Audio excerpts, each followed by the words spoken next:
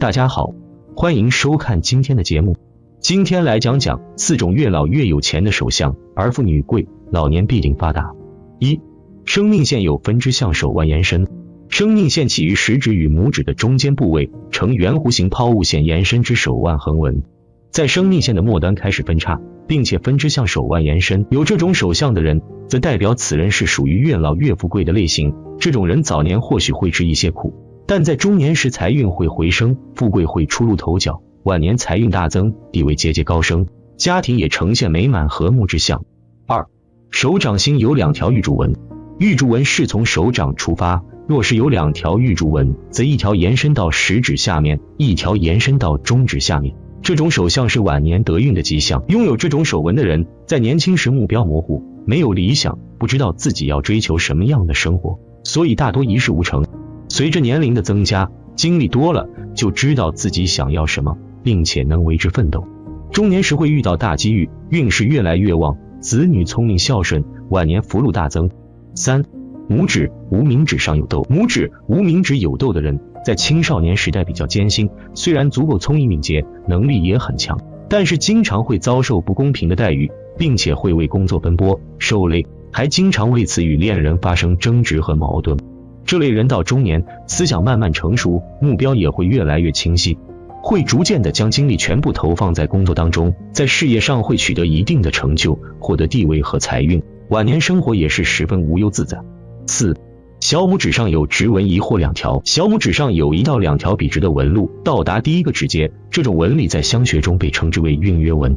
有这种纹理的人，越老越贵气，早年吃的苦都是为后面的时来运转做铺垫，子女大有出息，不需要自己操心，晚年还能享子女的福气，子孙贤孝，富贵安康。第2，男子面相看五官，女子面相看流年。啥是流年？有道理吗？众所周知，在中国社会的传统文化中，人们对面相学说十分看重。在古人的观念中认为，若是能够对他人的面相有着较为详尽的了解，亦能够充分了解对方的性格特征。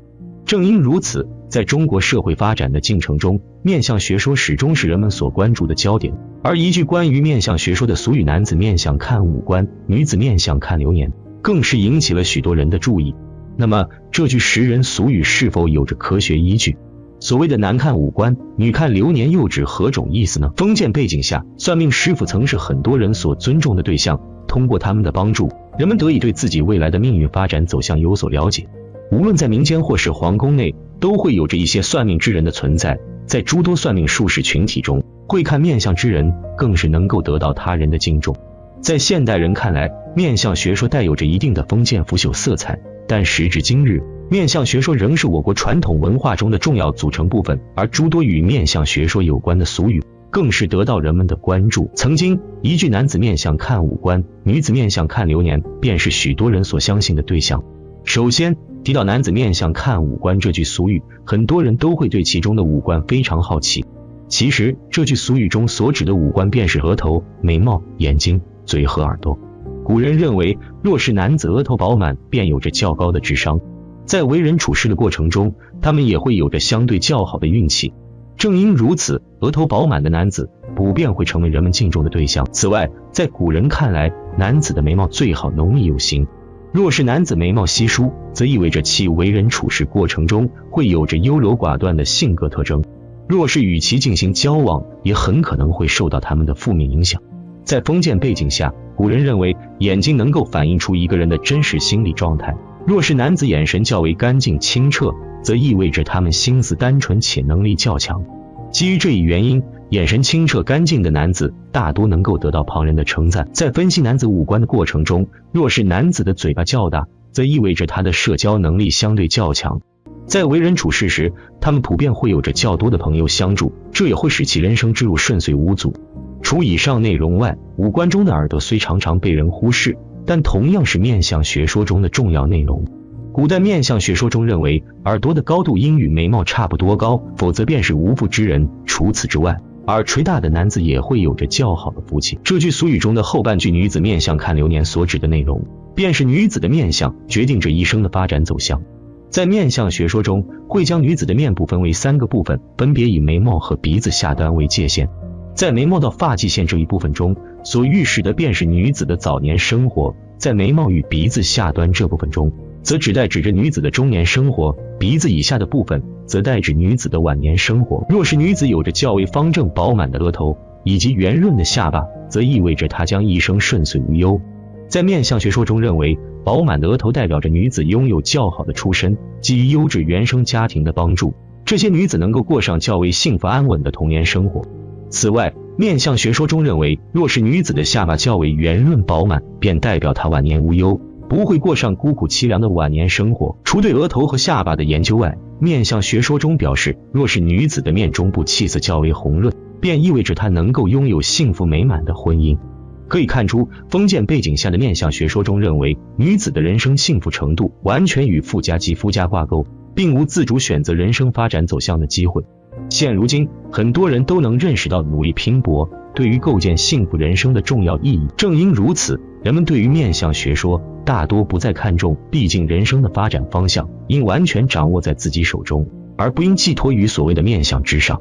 从现代人的思想观念转变上便能够感受到，随着时代的变迁，许多封建腐朽的观念早已遭到世人摒弃。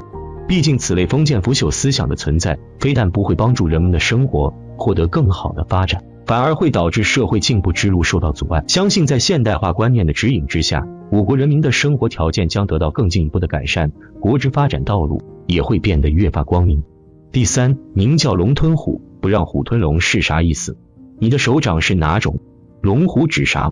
在我们老祖宗为我们留下的宝贵的文化遗产中，识人术便是其中的一种。老祖宗认为，我们可以从一个人的眼神、笑容、言谈举止，甚至是他的长相来看出一个人的内心世界，甚至是他们的福祸贵贱。古往今来，老祖宗们在识人之路上进行了诸多尝试，有从人们的长相来看的，有从人们的骨头来看的，有从人们的出生年月来看的，还有从手来看的。民间的老祖宗也将这样民间的经验智慧总结成了一句俗语，其中就有这样的一句，名叫龙吞虎，不让虎吞龙。那么这句俗语究竟是什么意思呢？所谓龙虎分别指的又是什么呢？这句名叫龙吞虎，不让虎吞龙中的龙指的手指，而这句俗语中的虎则指的是手掌。这句话的意思自然就是宁愿让自己的手指长一点，如果是长于手掌，就是所谓的龙吞虎，那就是比较好的预兆。而如果是手指比较短，甚至比手掌还要短，那么会是虎吞龙，这样的手自然是比不上手指长于手掌的人了。其实这样的俗语存在一定的局限性，也就是说，在我们当代人看来，这句话说的不太客观。没有任何一组可靠的数据表明，手指长的人就要比手指短的人过得好。那么老祖宗又为什么会得出宁叫龙吞虎，不让虎吞龙这样的结论呢？在老祖宗的眼中，长的手指一般都是比较符合人们审美的，而且手指长的人在民间老祖。大家好，欢迎收看今天的节目。今天大佬主要给大家讲讲手相双手三角纹穷不过五。首先我们先来看看这一个案例，这位女士1987年生肖兔，四指聚拢，中指与无名指开端缝隙明显，四指终端褶皱比较明显，一般代表早运艰辛，起伏波折，早不于前。好在龙长虎短，衣食无亏，经过不断打拼，水到渠成，丰足衣食。右手天纹尾端分支与地纹和人纹相交，聚于一点，形成类似的爪字纹。这种手纹一般任劳任怨，持家之道明显，玉柱纹相对清晰，由掌根底部延伸，穿过人纹和天纹，到达中指根部，一般先苦后甜之象。进入30岁以后，事业财运会更进一步。掌内生命线与智慧线以及玉柱纹组合而成一个封闭的三角纹，三角纹出现在这个部位，一生钱财不断，衣食无亏。古有手有三角，穷不过五之说，意思是说三角纹出现在手上，富贵有望，一生钱财不断，待到25岁或者35岁左右容易发富发贵。感情线深长，底端有些分支，代表婚姻上30岁之前容易分歧，夫妻之间是非多，30岁以后情感会逐步稳定。智慧线短并且稍有分支，学业不佳，并且注意脑疲劳，实际辅助17岁下学。最近几年老是出现偏头疼的现象，长色红润，一生不断钱财，运势上升之象。地纹明显分叉，一般不利母或者母亲身体不好。结婚线两条长短不一，并且有分叉现象，代表婚后夫妻之间意见分歧大，实际夫妻结婚时有争吵。目前2女1子，但是进入32岁后不会有太大分歧。左手三角纹明显，玉柱纹穿过人纹和地纹两线，先苦后甜，步步登高之象。手相中三角纹由生命线和智慧线与玉柱纹或者其他纹理组成的三角形图案。此纹具有极强的号召力和管理能力，金钱运相对不错，运势强盛，非一般常人能比。素有手有三角，富到99之说。2. 大富大贵坎鱼纹手相代表着什么？很多人对手相这一方面只是一知半解。鱼纹指的是两个交叉排列的纹路，形态类似爻字。速成的坎宫位于人的手掌靠近手腕的部位，那么坎鱼纹自然就是手腕处的爻形纹路。很多人说坎鱼纹意味着大富大贵，究竟是不是这样？一，什么样手相才能算得上是坎鱼纹？鱼纹就是类似爻的纹，坎鱼纹就是在手掌坎宫及手掌靠近手腕的位置有鱼纹。有这样手纹的人多有田产，而且能找到对自己有帮助的另一半，家庭能美满幸福，子女多有出息，并且自己多能在婚后事业蒸蒸日上，在自己的领域有所成就，财运等会主动找到自己。古语云：纹理如鱼坎未藏，七饶相授福田庄。因何子授官颁爵赖的乾宫井字纹，在坎位有如同鱼一样纹理的手纹，多能在事业或家庭上获得妻子的帮助，家庭美满，事业顺心，并且子女多能在自己的事业上有所成就或学有所成，主要是因为乾宫有井字纹。2. 坎鱼纹的手相代表着什么？坎鱼纹实际上说白了，便是手里坎宫场所生长发育出的鱼形纹理。在相学中，此类掌纹特点的寓意便是身主博学多才，工作能力挑求，并且贵人运还十分昌顺，因此在其一生的发展趋势全过程中可谓是万事顺遂，一帆风顺，并且在其完婚以后还会继续进一步催旺爱人的人生道路运程，进而使之家庭美满，日常生活富裕，可谓是典型性的荣华富贵之相。这样的手相是很多人求之不得的手相，但是在顺利发展的人生路上还是要小心健康方面的问题。还有哪些与坎鱼纹一样的富贵手相？ 1. 美禄纹。美丽纹状似女字形，一般生在中宫、对宫、坤宫、艮宫占多数。在相学中，此类纹理掌管的便是身主的人际交往运程及其贵人运势，因此生有美禄纹的人到其一生的发展趋势全过程中通常都是会拥有众多贵人指点迷津，进而使之一生朋友诸多，福泽深厚，并且在其晚年时其还会继续慢慢长出高寿之相，从而促进其日常生活更为美满幸福。2. 宝镜纹。宝镜纹状似圆卷如宝镜握在手掌心当中，在相学中是同印权威性的代表。此类纹理生长发育在八荒对三宫主五官全职，别的宫为内情，因此实际运程怎样还是理应依据身主的本身具体情况做深入分析。但是总体来说，此类手相纹路实际上便是荣华富贵的代表，不管从文还是从武，身主都是会已有一番乾坤。3. 算命先生说，手有米字纹，富贵到永久，准得吓人。第一，形体，手后肉多有福人，手掌厚实，手指饱满且擅长掌干事，有方案节状稳重，属于官运之长相。掌薄掌长指短，即使其他文现在好也无关之相。掌后背圆，一世好风光。也就是说，一小我的手掌背不露青筋，血管和骨头，掌心掌背都肉多，摸起来温暖和踏实。如许的手相则是有福泽的人，龙虎相配富贵人，手掌厚实，手指饱满。手相中手指为龙，手掌则为虎，手指较长其人擅长思维，手指较短其人重于步履。只可龙吞虎，不成虎吞龙，龙长虎短才是属于富贵的好的手相。第二，符号，手内元宝纹和三角纹较着，生平不借钱财，事业线清楚，直上直奔，直奔中指，事业不变。太阳线较着，在业内享有必定的胜利。小指财运线较着，财运丰隆，手有余钱。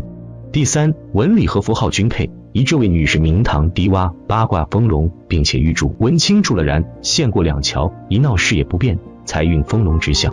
无名指下方出现较着的米字纹，古相书言手有米字纹，富贵到永久之说。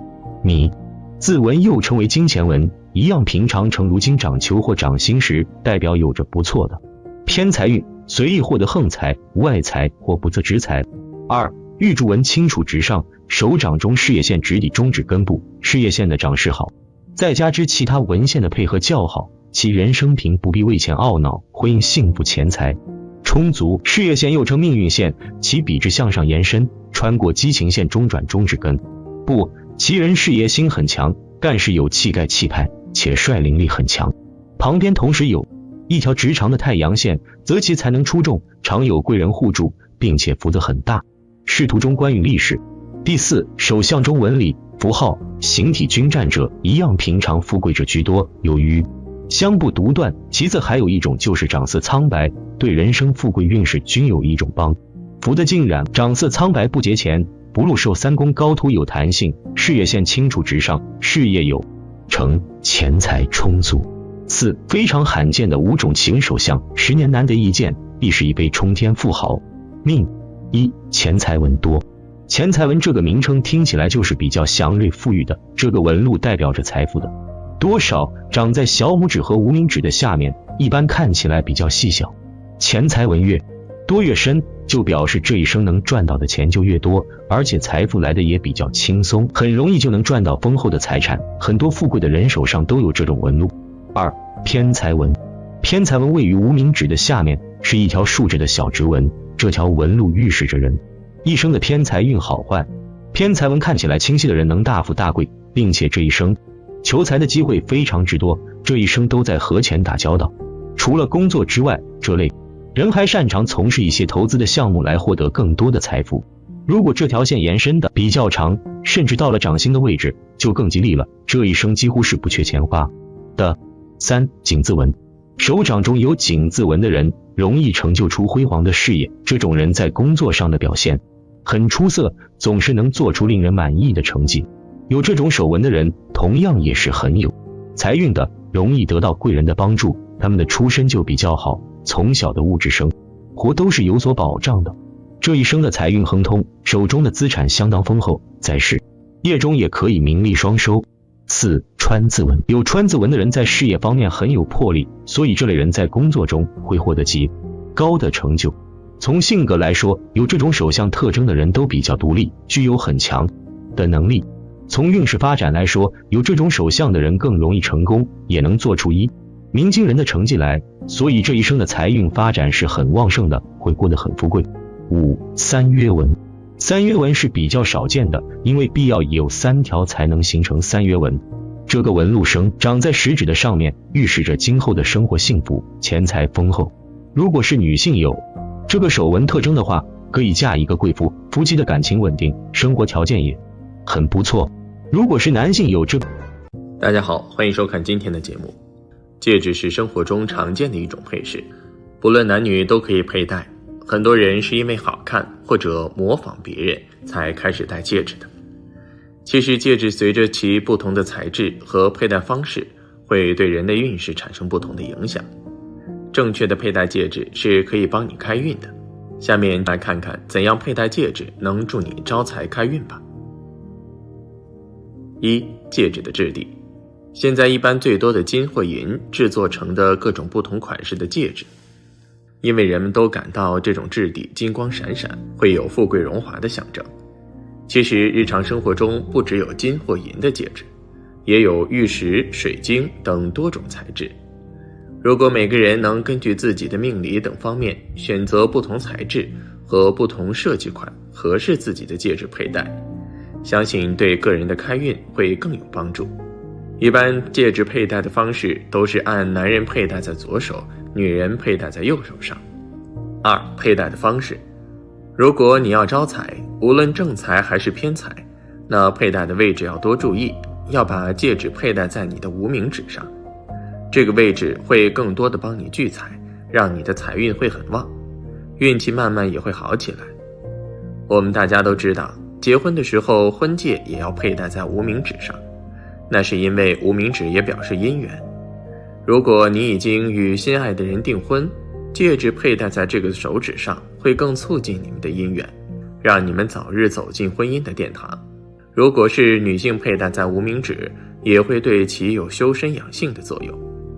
这里有一个神奇的传说，据说如果第一个给你佩戴上戒指的人，无论给你佩戴到哪个手指上，那么这个人都是你一生中最重要的人，也是你永生难忘的人。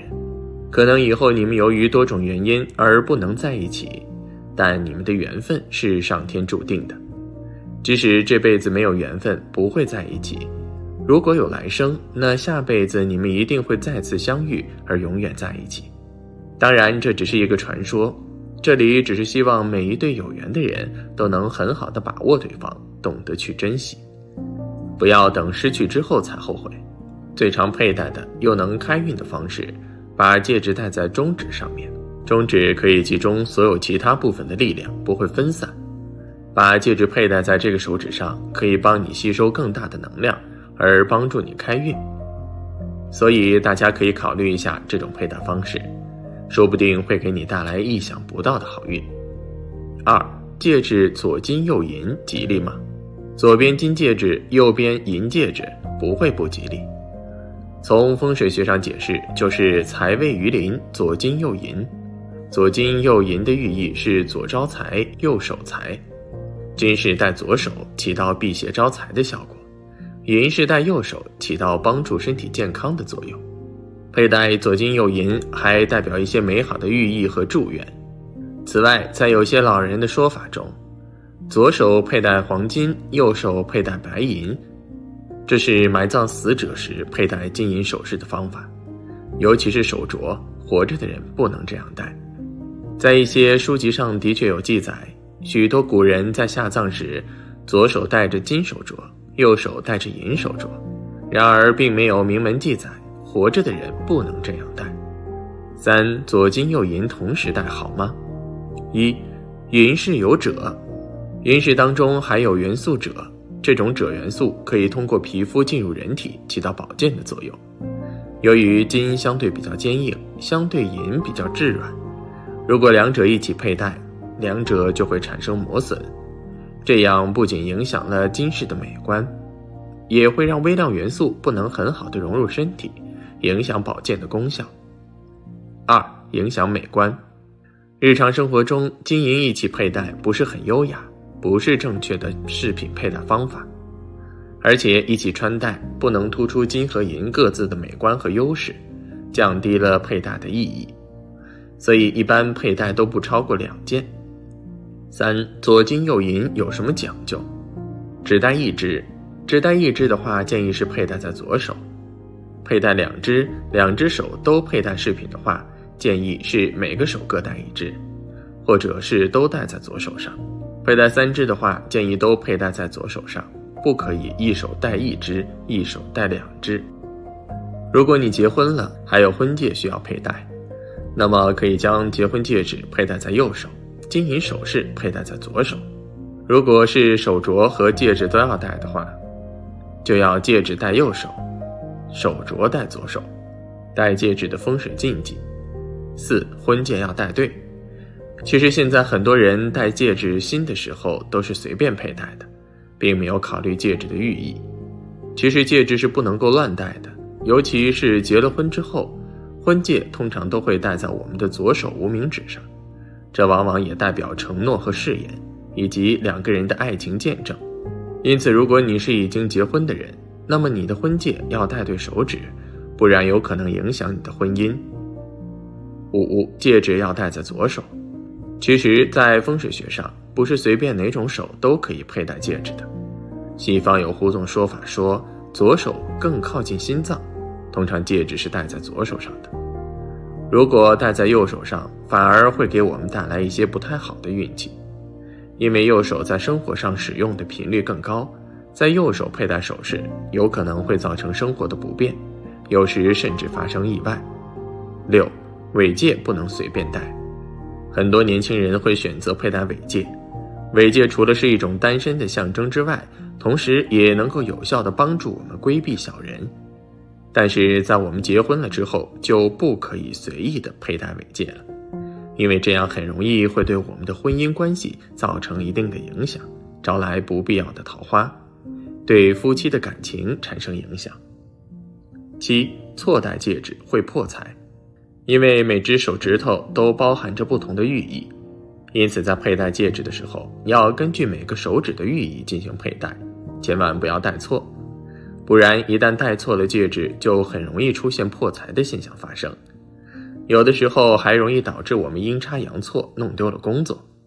因此，要是想将戒指作为一个装饰物佩戴在手上，需要多加了解每个手指的含义，以免造成不好的影响。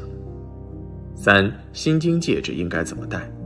关于心经戒指，有些人认为适合戴，因佛在弘扬佛法，解救众生，但凡有佛像经咒处，便有守护神常驻。只要有礼佛之心，戴心经戒指就百无禁忌。但也有人认为心经戒指都是戴在手上，这样不恭敬，因为手的位置太低，对于经文来说是不好的。又正因为经文所在之处如同佛在前，日常佩戴心经戒指行动、处理荤食、碰到脏东西、洗澡、如厕甚至行房，恐怕都是亵渎，因此不建议手戴心经戒指。而如果真的要使用心经戒指，建议是需要寺院镇过，回家好生安置，供奉在干净无尘的整洁处。建议在日常生活有可能不恭敬的行为之前，或在晚上入睡时，最好摘下放到供奉的地方，这样比较适合保持我们对佛菩萨的恭敬心，尤其忌讳放在卧室，以免亵渎。另外，心经有净化心灵、安神定气的作用，刻有心经的戒指也可放置在房屋的吉房或清静的场所，将其摆放在书房、办公桌上，可以使精神状态安定。4. 同时佩戴佛戒指还要这4点。1. 头部朝向自己。自古以来，我们佩戴佛像都是头部朝上佩戴的，所以在佩戴佛戒指的时候，要把佛像的头部朝向自己，这样寓意好，是正的表现，也是符合人们的审美观，更是对本命佛菩萨的尊敬。2. 远离腐蚀物品。本命佛戒指因为是用很多珍贵的材质打造的，不能够接触腐蚀性的化学物，所以要避免像香皂、肥皂、洗衣粉等沾到戒指上，因此洗澡时要取下。3. 要行善积德。本命佛戒指在佩戴过程中，原主最好遵循佛教的教义，广修善缘，切不可为作奸犯科尔之事，这样才能让本命佛发挥更好的效果。4. 不要沾染污秽。本命佛不能沾染污秽物，这是不尊敬的，还会影响灵气，如果不小心发生了，可以用清水清洗，并祈求佛菩萨原谅。此外，本命佛都是佛教的功德菩萨，他们应当远离人间色气，所以夫妻合房的时候不便佩戴。4. 佩戴心经饰品的好处。心经贴手可驱赶邪佞避险，安神养心，禅定心境，保平安富贵。而心经饰品也能帮助人们在悬浮的尘世中寻求内心的安宁。1. 摩诃大也。菩萨教授我们要有广大心量，有包容心。2. 般若智慧也。菩萨教授我们用智慧去办事，用智慧去利益人民。3. 波罗蜜多，到彼岸也，渡生死苦海，到涅槃彼岸。菩萨教授我们做事要有头有尾，才会圆满，要帮助苦难的人，从苦难此岸带到快乐彼岸。4. 心自性，如来德性也。菩萨教授我们要从心地远离贪嗔痴等烦恼，学习如来自觉、觉他、觉行圆满。5. 精气机气理也。菩萨教授我们自学或教人，要符合佛菩萨的道理，也要有观机说法的方便。好了，今天的分享就到这里，愿您时时心清净，日日是吉祥，期待下次与您的分享。